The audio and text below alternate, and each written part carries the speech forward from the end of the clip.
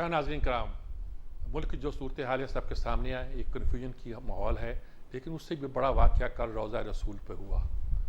उसकी मजम्मत ही हो रही है, जो भी कर रहा है मजम्मत कर रहा है, लेकिन ऐसे लोग भी मौजूद हैं जो इस बात की तारीफ़ कर रहे हैं कि इन लोगों के साथ यही होगा। ये कहने वालों की बड़ा दिल है, बड़ा गुर्दा है कि रोज़ा रसूल पे जाकर वो गुस्ताखी रसूल के मुर्तकब हों, कि वहाँ तो आवाज़ को बुलंद करना जो है गुस्ताखी पर शुमार होता है, और फिर उसका दफा भी करें। ये एक अजीब व गरीब सूरत है। मुल्क को हम किस तरह ले जा रहे हैं, किस तरह ले जाना चाह रहे हैं। पहले तो छोटे छोटे मसले थे, हमजा का हलफ नहीं हो रहा, जहाँ असेंबली का मामला था कि रात के 12 बजे अदालतों को खोलना पड़ा, ये सारी बातें होती रही हैं। लेकिन ये बात तो अब हद से बढ़ गई है। यही नहीं कि मुल्क के बाहर पाकिस्तान की बदनामी हुई है, बल्कि दरबार रसालत में हम सरनगू हो गए हैं। ये एक अजीब व गरीब सूरत हाल है। हम इस तमाम मामला पर गुफ्तगू करेंगे, जो आज के हालात सियासी उन पर भी और इस सूरत हाल पर भी। हमारे साथ अली परवेज़ मलिक साहब होंगे पाकिस्तान मुस्लिम लीग नून के, और ये मकबूल जान, हम कोशिश कर रहे हैं कि लाइन पे आ जाएं। वो मौजूद थे, अभी शायद उनकी लाइन डिस्टर्ब हुई है। और हमारे साथ हैदर ज़मान कुरैशी साहब, पाकिस्तान पीपल्स पार्टी के रहनुमा हैं। मैं उन्हीं से बात शुरू करता हूँ, उन्हें जाना भी है, तो इसलिए मैं चाहता हूँ कि उनसे पहले बात की जाए और उनकी राय ली जाए। अस्सलाम वालेकुम हैदर ज़मान साहब। वालेकुम अस्सलाम। अच्छा, ये पहली बात तो वही जो आज वाक़या हुआ है रोज़ा रसूल पर, और रियासत मदीना का नाम लेने वालों ने किया है, क्या कहेंगे आप इस पर, क्या तबसरा करेंगे आप? मीर साहब, मेरा दिल बहुत आज अफसरदा है। और जुमातुल मुबारक 27 रमज़ान का दिन, और कल जो शब थी लैलतुल कद्र, मग़फ़रत की रात थी। इंसान अपनी कमी कोताहियों को, और हमने देखा कि यहाँ एक महफिल भी सजाई गई पूरे पाकिस्तान में, और वहाँ पर एक साहब को बुलाकर बहुत सारी दुआए मग़फ़रत भी की गई। और साथ ही यकीन नहीं आता कि रियासत मदीना के दावेदार और शान रसूल और रसूल की हुर्मत की बात करने वाले हम सबको ये अजीज़ है। आप देखिए कि आज तक किसी गैर मुस्लिम को ये ज़रूरत नहीं हुई, किसी शख्स मुसलमान को आज तक ये ज़रूरत नहीं हुई, जो इन पाकिस्तान के लोगों ने और इन यूथियों ने जिस फितने का। और आपको मैं बताऊं कि आपकी शायद नॉलेज में हो या ना हो, मेरी उस वक्त के एक दो लोगों से बात हुई, और आज सुबह फजर की नमाज के वक्त जो मस्जिद नबी के इमाम हैं, उन्होंने जो खुतबा दिया, आप दीदा होकर वो रो पड़े। और जो तिलावत फरमाई, उसका उसका जो मफहूम था वो यही था कि मेरे अल्लाह ने फरमाया है कि अपने महबूब के दरबार में खामोशी का हुक्म दिया, और इस दरबार की अजमत को जो है उसकी बेरुमती। और एक उन्होंने तो यहाँ तक कहा कि एक यहूदी एजेंट के फितना और गुमराही के शिकार का चंद मुसलमानों ने पामाल किया और बदनाम किया। और आप देखिए कि पाकिस्तान उम्मत मुस्लिमा में, और कुजा इसके कि ये मोहम्मद बिन सलमान जो खादिमैन हरमैन शरीफैन, जो दोनों मसाजिद के खादिम हैं, उनके मेहमान थे, हम उसको भी साइड पर रखते हैं। आप ये देखिए कि ये नामूसे रिसालत और होती क्या है। आप हजूर की शान में दुनिया में बाहर बैठ के गुस्ताखी करें या मस्जिद नबवी में जाके करें, आप कोई कोई एक जगह तो होती है। यानी आप इस तरह तो कल चर्च में कोई इबादत। जी जी, आवाज़ शायद कटी है इनकी। अच्छा, अली परवेज़ मलिक साहब, अस्सलाम वालेकुम। जी अस्सलाम वालेकुम मीर साहब, खैरियत से जी? अल्लाह का शुक्र है जी। हम कल के वाक़यात पर बात कर रहे हैं जी। अभी जी। मेरे साथ हैदर ज़मान साहब थे पाकिस्तान पीपल्स पार्टी से, वो भी इस पर अफसोस का इजहार कर रहे थे और कह रहे थे कि फ़जर की नमाज पर इमाम रोज़ा रसूल ने रोते हुए कहा कि यहाँ तो आवाज़ बुलंद करना मुनासिब नहीं होता, और कल कुछ शायद यहूदियों के एजेंटों ने आके यहाँ कुछ इस तरह की हरकत की है। क्या कहेंगे आप इस सूरत हाल पर? देखें मीर साहब, मेरे ख्याल से जो कल वाकया हमारे सामने पेश आया है, उसकी जितनी भी मजम्मत की जाए वो कम होगी। और यकीन माने, इस चीज पे दुख हुआ कि एक ऐसी जमात जिसको आप जानते हैं 3-4 साल पहले, जिसने मज़ारे कायद के ऊपर चंद नारे लगाने के ऊपर आप जानते हैं मरीम नवाज साहिबा के कमरे के अंदर रात को धावा बोला था, आज उनके जो पैरोकार थे उन्होंने दुनिया की सबसे मुकद्दस जो जगह है वहां पे जिस किस्म की बेहुरमती और जिस किस्म की गाली गलोच करने की कोशिश की, मेरे ख्याल से उसको हम जितनी भी मजम्मत करें वो कम होगा। और मैं اللہ تعالیٰ کے حضور سجدہ کر کے یہی دعا کروں گا کہ اللہ تعالیٰ اس اپنے بابرکت مہینے کے اندر ہم سب کو سیدھی راہ کے اوپر لانے کی توفیق عطا فرما، اور ہم خلوص نیت کے ساتھ اس ملک کے لیے، اسلامک امہ کے لیے اپنا بھرپور کردار ادا کر سکیں، اور اس قسم کے اپنے ایلیمنٹس جو ہمارے درمیان میں جو فتنہ یہاں پہ سونے کی کوشش کر رہے ہیں ان سے نجات پائے۔ یہ بالکل آپ نے درست کہا۔ اچھا، اب ہم سیاست پر بھی گفتگو کرنا چاہتے ہیں، مجبوری ہے ہماری۔ کیا نقشہ بن رہا ہے خاص طور پر پنجاب کا اس وقت؟ آپ کو کیا دکھائی دے رہا ہے ملک میں؟ پوری ایسے لگتا ہے کہ ابھی کوئی حکومت کام تو کر رہی ہے، لیکن ابھی کنٹرول اس طرح نظر نہیں آتا جس طرح ہونا چاہیے، اور فتنہ پھیلانے والے ملک کے اندر ہی فتنے پھیلا رہے ہیں، طرح طرح کی باتیں کر رہے ہیں، جو منہ میں آتا ہے کہہ جاتے ہیں، کبھی فوج کے خلاف، کبھی عدالت کے خلاف، کبھی الیکشن کمیشن کے خلاف، کبھی کسی کے خلاف۔ یہ کیا صورتحال بنتی دکھائی دیتی ہے آپ کو؟ دیکھیں میر صاحب، آپ کے ملک کا جو نظام ہے وہ کسی دستور کے تحت چلتا ہے، اور یہاں پہ ہمارے پاس ایک آئین موجود ہے اور اس کے اندر یہ سارے معاملات کو طے کر لیا گیا ہے، جس وجہ سے یہ آج کا جو صورتحال ہمارے سامنے آ رہی ہے اس کی بنیادی جو میرے خیال سے نقطہ جو میری نظر کے اندر ہے وہ یہ ہے کہ عمران خان صاحب اس چیز کو ماننے کو تیار نہیں ہے کہ ہمارے ملک کے اندر جو ریاست ہوتی ہے وہ حکومت سے ایک مختلف چیز ہے۔ وہ سمجھتے یہ ہیں کہ جن لوگوں نے ان کی حکومت کی مخالفت کی ہے وہ شاید ریاست مخالف ہیں، اور اسی لیے وہ اپنے اقتدار کو بچانے کے لیے، اپنے اقتدار کو طول دینے کے لیے انہوں نے ریاست کے اداروں کو اس قسم کی بحث کے اندر جھونک دیا ہے، اور اس کی وجہ سے آج ہمارے آپ جانتے ہیں یہ عدالتوں کے اوپر سوالات اٹھا رہے ہیں، ہماری سیکیورٹی اسٹیبلشمنٹ کے اوپر سوالات اٹھا رہے ہیں، اور انہوں نے الیکشن کمیشن کے اوپر دعویٰ بولنے کی، یہاں پہ روایت طے کرنے کی کوشش کی ہے۔ اس کے علاوہ کون سا ایک ریاست کا ادارہ ہے جو رہ گیا ہے جس کے اوپر انہوں نے چڑھائی نہیں کی، صرف اس لیے کہ آج جو ریاست کے اداروں سے جو فیصلے آ رہے ہیں وہ عمران خان صاحب کو سوٹ نہیں کرتے۔ کیا چیف الیکشن کمیشن کے اوپر اس لیے دعویٰ بول دینا کہ اسکروٹنی کمیٹی کی رپورٹ نے اس چیز کو عوام کے آگے، دنیا کے آگے آ کے ڈسکلوز کر دیا ہے کہ انہوں نے پراپر اپنے اکاؤنٹس نہیں ڈسکلوز کیے تھے، انہوں نے آ کے اپنے چائے والوں کے اکاؤنٹوں کے اندر پیسے منگوائے تھے، انہوں نے آ کے اس قسم کی گراس irregularities کی کہ وہ کسی بھی صورت میں آپ اس کو چھپا نہیں سکتے۔ تو اگر ان چیزوں کا غصہ آپ ریاست کے اداروں کے اوپر ڈالنا شروع کر دیں تو اس کا تو کوئی علاج نہیں ہے۔ تو میں دوبارہ اس چیز کے اوپر ہی امید رکھوں گا کہ یہاں پہ نہیں، وہ آپ ٹھیک کہہ رہے ہیں، لیکن جو شخص کل نامقبول تھا، ناپسندیدہ تھا، کمزور تھا، وہ آج طاقتور نظر آتا ہے، مقبول نظر آتا ہے، لوگ اس کے پیچھے چلتے دکھائی دیتے ہیں، اور آپ جو کہ ایک بیانیہ لے کے چلے تھے اس کے خلاف، کیا اگر الیکشن کی طرف جانا پڑ گیا تو کیا نقشہ دکھائی دیتا ہے؟ کیا قوم پھر بیوقوف بن جائے گی؟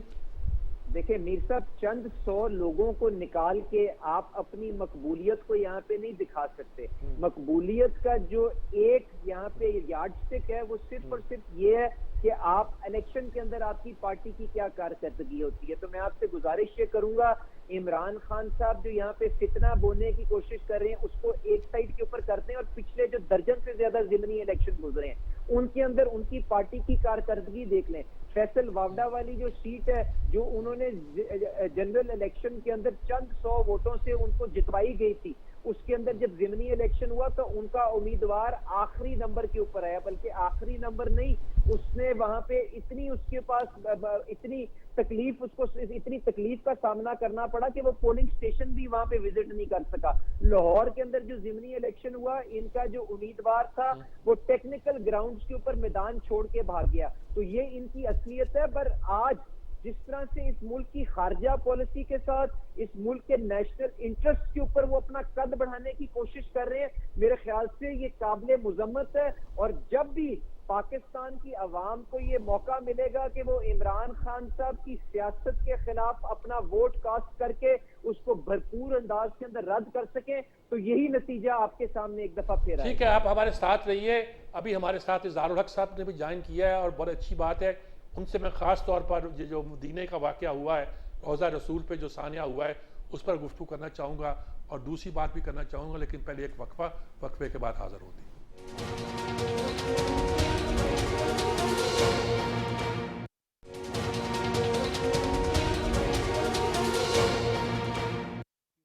یہ ناظرین کرام، جیسا کہ میں نے بتایا تھا کہ وقفے سے پہلے کہ اظہار الحق صاحب ہمارے ملک کے ممتاز دانشور، وہ ہمارے ساتھ موجود ہیں. ان کے تعارف کی ضرورت نہیں ہے. بہت کم لوگ ہیں جو اتنی گہرائی کے ساتھ اور اتنی سوجھ بوجھ کے ساتھ معاملات پر گفتگو کرتے ہیں. پہلے میں نے اسی دکھ کا اظہار کرنا ہے جس کا پہلے کر رہے تھے. یہ جو واقعہ ہوا ہے روضہ رسول پر، اس پر کیا کہتے ہیں؟ ضیاء الحق صاحب کیا کہیں گے آپ اس پہ؟ سجاد میر صاحب، آپ کو وہ واقعہ یاد ہوگا اختر شیرانی کا جو شورش کاشمیری نے لکھا ہے کہ جب وہ نشے میں تھے اور کسی نے رسالت مآب صلی اللہ علیہ وسلم کا ذکر کیا تھا. بات یہ ہے کہ ہم تو بالکل لٹ گئے ہیں، ہمارا تو کچھ بھی نہیں رہا.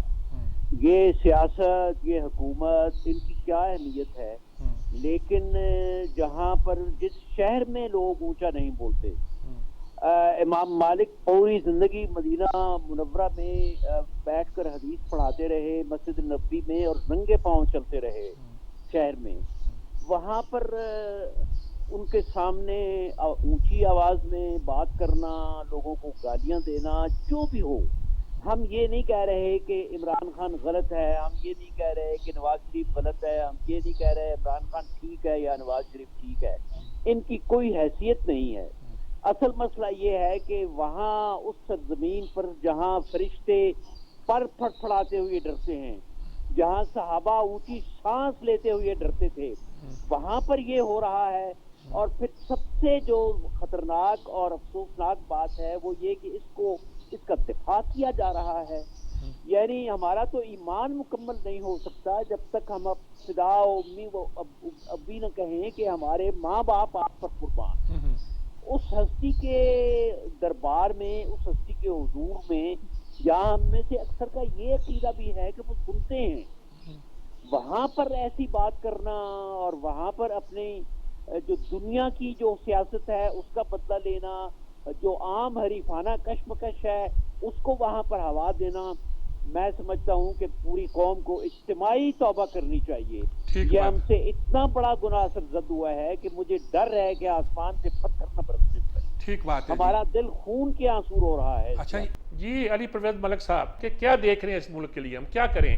یعنی کہ ہم تو بالکل کسی طرف بھی سیدھی طرف کل جاتی ہے نظر نہیں آتی. کیا کہہ رہے ہیں آپ؟ دیکھیں میر صاحب، آج جس قسم کے چیلنجز کا پاکستان کو سامنا ہے اس کے اندر ہمیں قوم کو سمیٹنے کی ضرورت تھی.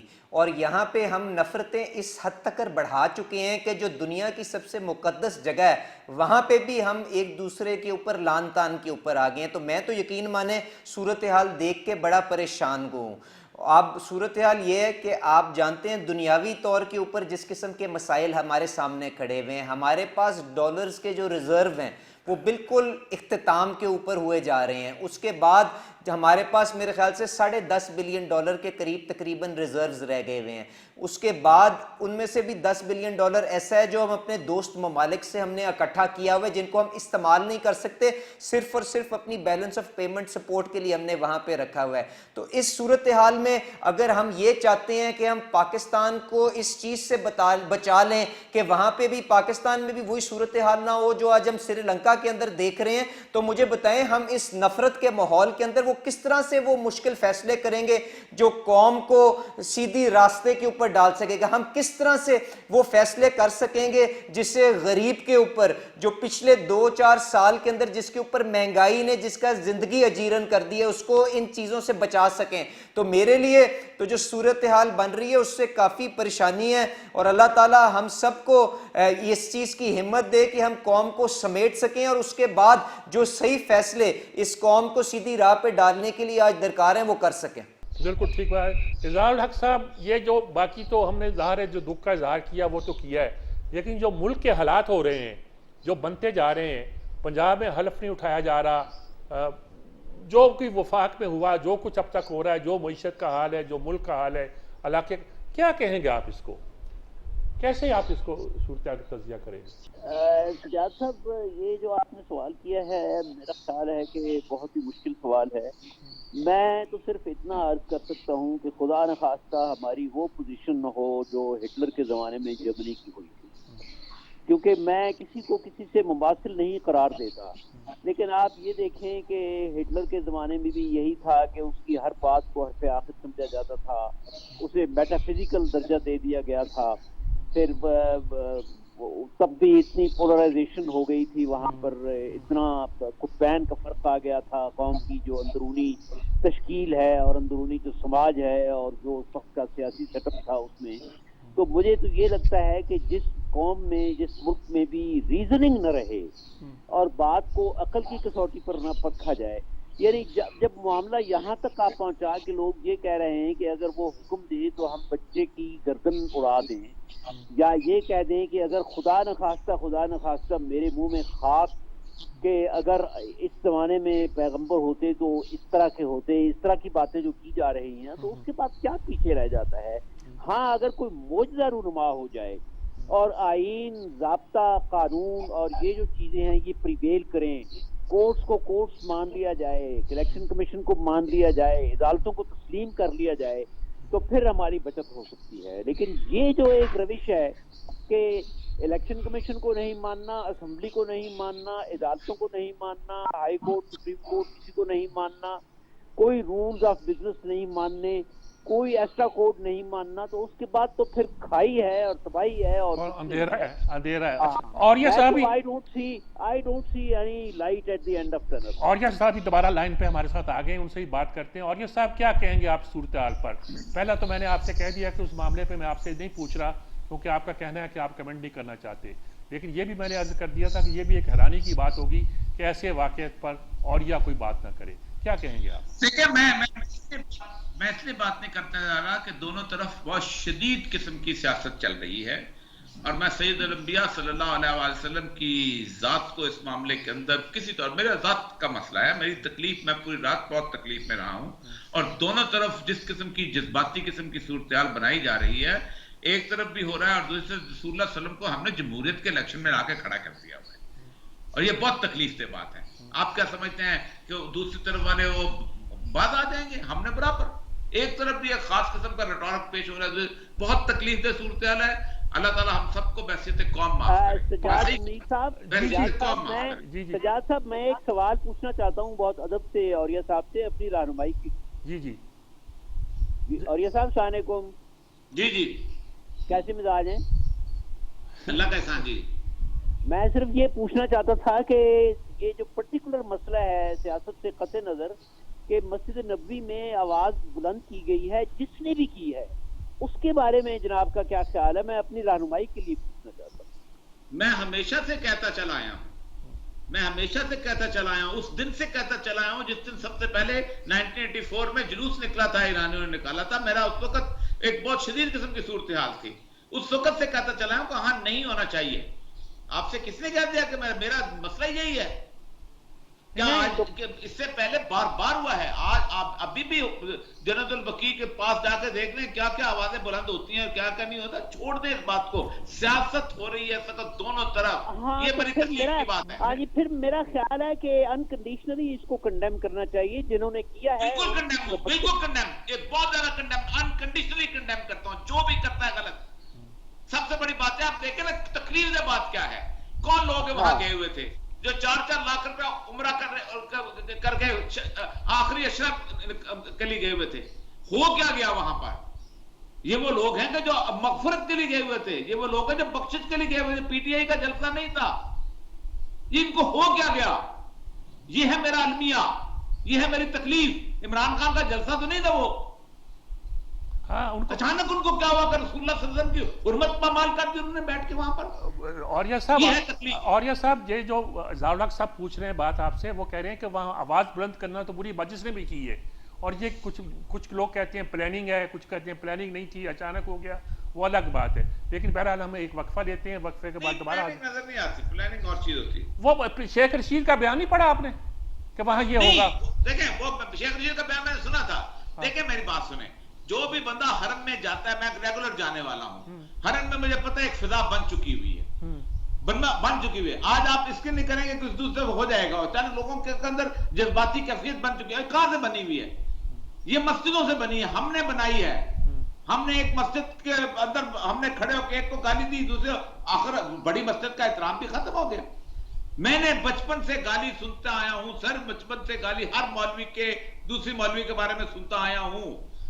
ہم نے کسی نے سکھایا؟ مسجد بھی تو اللہ کی بیٹی ہے نا. اب اوریہ صاحب میں ماضی کا حوالے دینا چاہتا کہ ہم کن کن لوگوں کے مداح رہے ہیں جو اپنی تقریروں میں باقاعدہ گالیاں دیتے تھے اور اس کا جواز صاحب میں ان سے لڑا ہوں جب وہ زندگی میں تھے. میں لڑا ان سے جا کے, میں نے کہا آپ کیا کر رہے ہیں, بہت تکلیف, آج بھی ان سے لڑتا ہوں. اور میں آپ سے لڑا ہوں کہ آپ ان سے ذرا رابطے کیوں رکھتے ہو, لیکن میں بات مجھے بھی اندازہ ہوا کہ وہ بھی پتہ نہیں کس مستی کے لوگ تھے, کیسے لوگ تھے, کیا کرتے تھے کیا نہیں کرتے تھے. بہرحال ہم ایک وقفہ لیتے ہیں, وقفے کے بعد حاضر ہوتے ہیں اور باقی امور پہ گفتگو کر کے بات کو کنکلوڈ کرنے کی کوشش کرتے ہیں. ایک وقفے کے بعد حاضر ہوتے ہیں.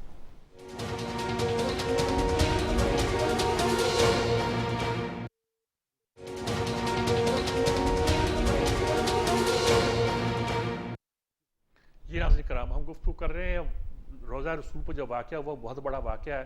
ہم سیاست بھول گئے ہیں, سیاست ہی بھول نہیں گئے ہیں بلکہ کیونکہ یہ چوکڑی بھول گئے ہیں. سمجھ نہیں آتی بات کریں کیسے کریں, کیوں کریں, کیا بات کو آگے بڑھائیں. حیدر زمان قریشی صاحب ہمارے ساتھ موجود ہیں اور بہت دیر سے ہم ان سے بات کر رہے تھے, بیچ میں بات کٹ بھی گئی تھی تو ان سے بات کرتے ہیں. حیدر زمان صاحب اب کہاں کھڑے ہیں ہم اس وقت سیاسی طور پر, کیا صورتحال ہے؟ پنجاب میں کوئی حکومت نہیں ہے اور پنجاب میں حکومت ہونے کا مطلب ہے کہ پاکستان کے 55% بلکہ 60% میں حکومت نہیں ہے, جہاں آبادی بستی ہے. تو کیسے چلیں گے ساری صورتحال؟ امیر صاحب بس وہ ہمارا آپ سے رابطہ منقطع ہو گیا, بس اس کے بعد کافی اس معاملے پہ سیر حاصل گفتگو ہو گئی. دیکھیے آپ کو اس پس منظر میں جانا ہے کہ یہ جو شخص ہے اور یہ جو ایک فیشسٹ رجیم کا سربراہ تھا اور اب یہ اس نے ایک فیشسٹ کلٹ پال لیا ہے جس کو نہ مذہب کی, نہ ہمارے معاشرے کی, نہ کسی بھی چیز کی نہیں ہے, تربیت نہیں ہے, جو مادر پدر آزاد ہے اور یہ قوم کو گمراہ کر رہا ہے. اب یہ چاہتا ہے کہ اس ملک میں خانہ جنگی ہو, اس ملک میں جنگل کا قانون ہو, جس کی لاٹھی اس کی بھینس ہو, نہ کوئی آئین ہو نہ کوئی قانون ہو. جو یہ اقتدار میں ہو تو سب ٹھیک ہے, ادارے بھی ٹھیک ہیں, عدلیہ بھی ٹھیک ہے, اسٹیبلشمنٹ بھی ٹھیک ہے, الیکشن کمیشن بھی ٹھیک ہے. اگر یہ حکومت سے باہر ہے تو سارے چور ہیں, ڈاکو ہیں, لٹیرے ہیں اور پاکستان کا نظام نہیں چلنا چاہیے. اب آئین شکن اتنے تو عامر بھی نہیں تھے جتنا یہ آئین شکن نکلا ہے اور اس کا جو ٹولہ ہے. تو یہ ایک ایسی سپیشیز ہے اور ایک ایسی طرز کی ایک نسل کی تیاری اس نے کر دی ہے جو پاکستان کی جس نے اب بنیادیں ہلا دینی ہیں. اور میں ذاتی طور پہ میر صاحب بہت پریشان ہوں اور دعا گو ہوں کہ اللہ تعالیٰ اس کے جو فالوورز ہیں ان کو تھوڑی سی ہدایت دے, کیونکہ یہ تو پاکستان کی بنیادیں ہلانا چاہ رہے ہیں. اور یہ جو کہنا کہ ہم پاکستان کو آزاد کروائیں گے, کس سے آزاد کروائیں گے؟ گولڈ اسمتھ کے داماد سے آزاد کروائیں گے؟ کس سے آزاد کروائیں گے؟ صادق خان کے خلاف جس نے ووٹ مانگے تھے اس سے آزاد کروائیں گے, یا توشہ خانہ کے چور سے, یا کس سے آزاد کروائیں گے پاکستان کو؟ تو یہ آپ اصولوں کی پالیٹکس کریں, یہ تو جھوٹ کی پالیٹکس کرتے ہیں اور آپ خود ہی عدالت لگاتے ہیں اور خود ہی اس کا فیصلہ صادر کر دیتے ہیں. یعنی کوئی چیف جسٹس اگر ان کے خلاف فیصلہ دے تو یہ اس کے اوپر چڑھائی کر دیتے ہیں. اگر الیکشن کمیشن کوئی کسی معاملے پہ تلاشی لے, 7 سال ہو گئے, 2900 دن ہو گئے, یہ فورن فنڈنگ میں اپنا حساب کتاب نہیں دے پائے اور اب 30 دن کی ان کو تکلیف ہوئی. تو میں کون سی بات, اچھا آٹا اسکینڈل, چینی اسکینڈل, بجلی اسکینڈل, طرز حکمرانی, وہ نیب نے وہ ساری چیزیں جو ہیں, لیکن رستہ کیا ہے؟ رستہ سر یہ ہے the law has to take its course. جس طرح ہماری عدلیہ نے آئین کی حکمرانی اور اسٹیٹ نے ایکٹ کر کے آئین پہ امپلیمنٹیشن کروایا, میں سمجھتا ہوں وہ تمام کردار, وہ گورنر ہو, صدر مملکت ہو, آئین کے اندر آڑے جب جو کوئی آ رہا ہے اور اگر اس کو یہ لگتا ہے کہ وہ الیکشن غلط ہوا ہے تو یہ عدلیہ سے رجوع کرے نا. جہاں آئینی انٹرپریٹیشن یا سٹینڈ آف آ جائے, کانسٹیٹیوشنل کرائسس ہو, تو عدالت ہی ایک ادارہ ہے جو اسٹیٹ کو ڈائریکٹ کرتا ہے اور عدالت نیوٹرل ہوتی ہے. ٹھیک بات ہے, وہ ادارہ میں اور یہ مقبول جان سے کر دیا ہے. یعنی 25 دن ہو گئے ہیں ایک الیکشن پروسیس کو سٹال کیا ہوا ہے اور یہ دیدہ دانستہ طور پہ ہو رہا ہے. اور یہ صاحب ضرور بات کریں, لیکن یہ چاہتے ہیں کہ سسٹم کرمبل کرے, because this is the reason he dissolved the assemblies This is the reason he delayed the oath of the Prime Minister and now the Chief Minister. He wants کہ کوئی نہ کوئی opposition اپنا صبر کا لیمانہ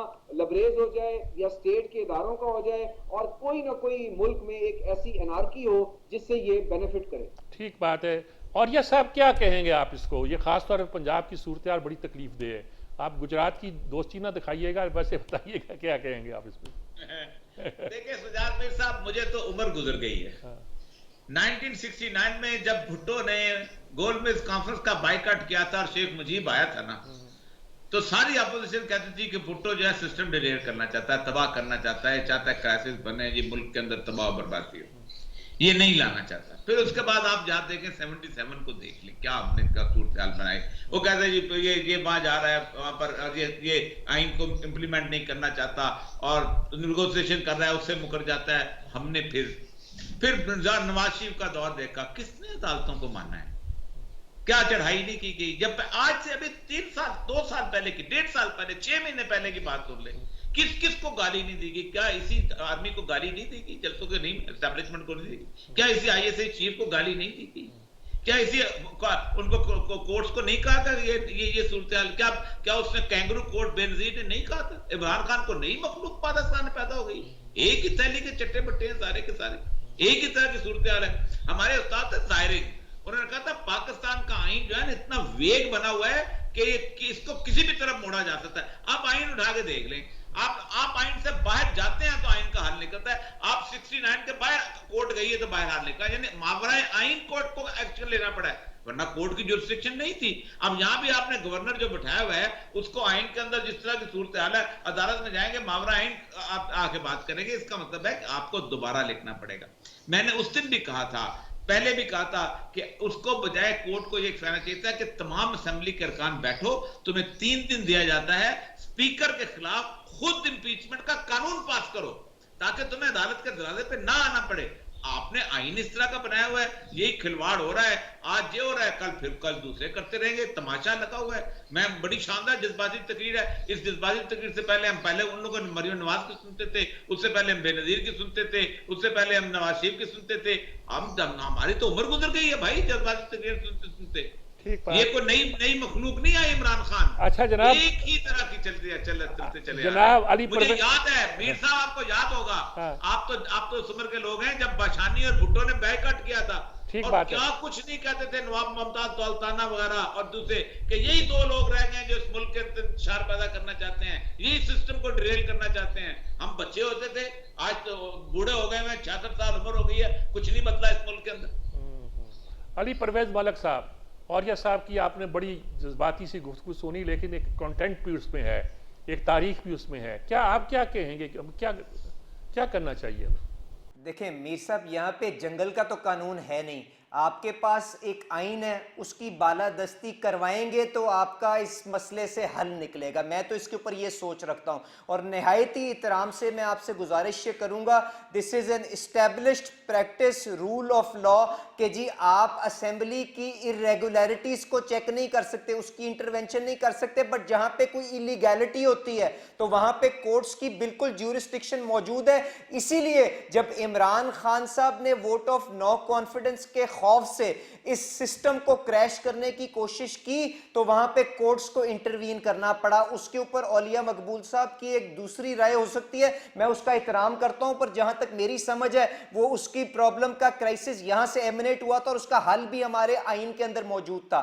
اب جہاں پہ پنجاب کا مسئلہ ہے, دیکھیں وہاں پہ جس دن ووٹنگ ہو رہی تھی, پنجاب اسمبلی کا سٹیٹس ایک پولنگ سٹیشن کی طرح تھا, اور اس کی ساری کمانڈ جو تھی اس وقت کے پریزائیڈنگ افسر جو ڈپٹی سپیکر صاحب تھے ان کے کمانڈ کے اندر تھی. اور یہ ساری جو پروسیڈنگ ہوئی ہے, اس چیز کے باوجود کہ پرویز الہی صاحب یہ جانتے بوجھتے ہوئے کہ حمزہ شہباز شریف صاحب کے پاس تقریباً 200 MPs ہیں, انہوں نے اس کے باوجود وہاں پہ ایک حادثہ آرکسٹریٹ کروانے کی کوشش کی. کیا ہم نے نہیں دیکھا کہ گجرات سے لائے ہوئے گنڈوں کو وہ کس طرح سے چور دروازے سے اسمبلی فلور کے اوپر اندر لا رہے تھے؟ کیا ہم نے یہ نہیں دیکھا کہ پرویز پرویز الہی صاحب کس طرح سے تھمز اپ دے رہے تھے جب ڈپٹی سپیکر صاحب کے اوپر حملہ کیا جا رہا تھا. ان ساری چیزوں کو قطع نظر جب وہاں پہ پریزائڈنگ افسر جو ڈپٹی سپیکر ہے اس نے اس الیکشن پروسیس کو کنڈکٹ کیا اور اس کے اوپر رول کیا کہ وہاں پہ حمزہ شہباز صاحب اکثریت لے چکے ہوئے ہیں، تو ہمارا آئین اور قانون اور ضابطہ دستور یہ بتاتا ہے کہ ان کو ریاست کے اداروں کو حلف فوری طور پر دینا چاہیے تاکہ وہ ذمہ داری سنبھال سکیں. اس کے بعد انہوں نے یہ معاملے کو عدالت کے اندر لے جانے کی کوشش کی. عدالت کے اندر سے بھی یہی جواب آیا نا کہ جو پریزائڈنگ افسر کی رولنگ ہے وہ حتمی ہے. تو اگر آپ ریاست کو، آپ آئین کو نہ مانیں تو اسی قسم کی افراد انارکی کی سچویشن آپ کے سامنے آتی ہے جو آج ہمارے سامنے ہے. اور اس کے لیے جو اس کا ذمہ دار ہے ہم کو ان کو کٹہرے پہ کھڑا کرنا پڑے گا بنسبت اس کے کہ ہم سارے کے سارے نظام کے اوپر انگلیاں اٹھاتے ہیں. یہ میری سوچ ہے. بات ہے جی. جناب حیدر زمان قریشی صاحب کیا کہیں گے آپ؟ لاسٹ ورڈز کیا کہیں گے کہ کیا ساری باتیں آپ نے اولیاء صاحب کی بھی سنی، ان کی بھی سنی، اظہار الحق صاحب کو بھی شاید سن سکے ہوں گے آپ، تو کیا کہیں گے آپ اس بات پہ؟ دیکھیے میر صاحب، اولیاء صاحب ہمارے بزرگ ہیں، ہم ان کا احترام کرتے ہیں اور بہت ان کا اپنے جن ایریاز پہ کمانڈ ہے ہم اس کو تو رسپیکٹ کرتے ہیں، لیکن اگر یہ ہمیں آرٹیکل 69 کا بتائیں گے تو as a student of law and having being an officer of the court and assisted the court in that case, یہ ایک parliamentary proceeding نہیں تھی. This was a constitutional requirement and Supreme Court has created history by intervening it. انہوں نے kangaroo courts کی بات کی تو کینگرو کورٹس تھی نا، آپ نے دیکھا کہ وہ ٹیپس بھی پکڑی گئیں، وہ بائس بھی تھا. پھر جسٹس بشیر جہانگیری نے سپریم کورٹ میں اسٹرائک ڈاؤن کیے وہ فیصلے جو جس میں بائس اور میلیفائڈے تھی. تو اگر کورٹ کہیں بدنیتی پہ فیصلہ کرے یا کوئی ایک ایسا جنگوسٹ چیف جسٹس آئے جو تاریخ تو پھر کسی کو نہیں بخشتی نا، نہ افتخار چودھری کو بخشے گی، نہ ثاقب نثار کو بخشے گی، اور نہ ہی ان کو بخشے گی جنہوں نے بھٹو صاحب کو پھانسی دے دی اور آج تک عدلیہ منہ چھپاتی پھرتی ہے، وہ ریفرنس نہیں لگاتی. تو let's not go to in the past but what is happening today. یہ کہہ دینا کہ یہ تو پہلی بار ہی ہو رہا ہے، میں سمجھتا ہوں یہ مناسب نہیں ہے. پاکستان کو یہ تو بڑے اچھے لوگ تھے، یہ تو صادق اور امین تھے، یہ تو آئین کے پاسدار تھے، یہ تو انصاف کے پہرے دار تھے. اور آج جب یہ حرکتیں یہ کر رہے ہیں اور جس طریقے سے کر رہے ہیں، اور بالکل اداروں کو اگر ماضی میں تنقید کا نشانہ بنایا گیا تو نہیں ہونا چاہیے. ادارے تو غلط نہیں ہوتے، اداروں میں کئی باری ایک کوئی ایسا شخص اگر آ جائے جس کی پالیسی سے کچھ ایسا اقدام ہو تو وہ یقیناً قابل کرٹیسزم بھی ہوتا ہے. وہ کوئی بھی ادارہ ہو، عدلیہ کا ہو یا کوئی ادارہ غلط نہیں ہوتا، ادارے کی جو پالیسی ہے اس پہ بات کی جائے تو بہتر ہوتا ہے. لیکن پاکستان کو جو اس وقت چیلنجز ہیں، پاکستان کو جو اکنامک میلٹ ڈاؤن کا ہم شکار ہیں، جو فورن پالیسی چیلنجز ہیں، ہمیں ہوش کے ناخن لینے چاہیے. ہمیں عمران خان صاحب کو اور ان کی بریگیڈ کو اور گالی گلوچ بریگیڈ کو، اگر ضیاء الحق اس ملک میں کلاشنکوف اور ہیروئن دے گیا، اگر ماضی کے ڈکٹیٹرز آج لوگ ان کو ایک کریٹیک سے دیکھتے ہیں، تو عمران خان ایک ایسا شخص جانا جائے گا پاکستان کی تاریخ میں جس نے آئین سے متصادم لوگوں کو ترغیب دی، جس نے سول لیبرٹیز کے مترادف لوگوں کو ترغیب دی، جس نے عزت احترام، جس نے اوئے کلچر، جس نے پگڑی اچھا کلچر، میر صاحب جس نے صحافیوں کو مرغوب کیا، جس نے عدلیہ پہ اٹیک کیے. تو یہ سارے کارنامے